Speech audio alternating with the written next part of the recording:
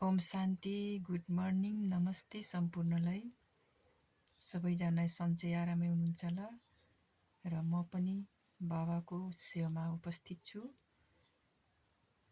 अहिले संसारमा हरेक व्यक्तिहरूको मनमा एउटा न एउटा समस्या, पीडाले तनावग्रस्त जिन्दगी जिइरहेको छ सबैजनाले।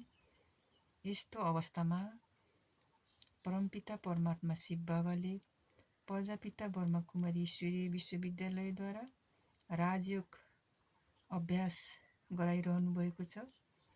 हजुरहरू पनि यसमा सामेल भएर आफूले पूर्ण लाभ लिनुहुन अनुरोध गर्दछु।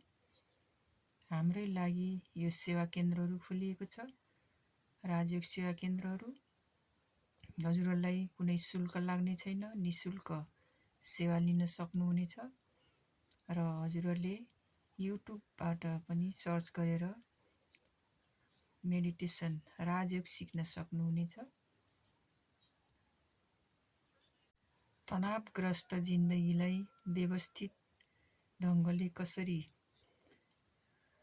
अगाडि बढ्ने भनेर हामीले आफ्नो मनलाई एकाग्र कसरी राख्ने भन्ने कुराहरू यस राजयोगबाट हामीले सिक्न सक्छौँ।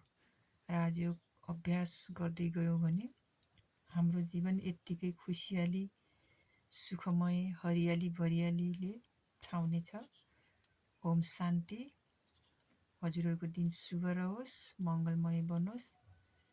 फेरि अर्को भिडियोमा भेट्ने बाचा गर्दै आजलाई यति नै। बोल्ने क्रममा कहीँ कमी कमजोरी भएमा सुधारिदिनु होला। ओम शान्ति, ओम शान्ति, ओम शान्ति।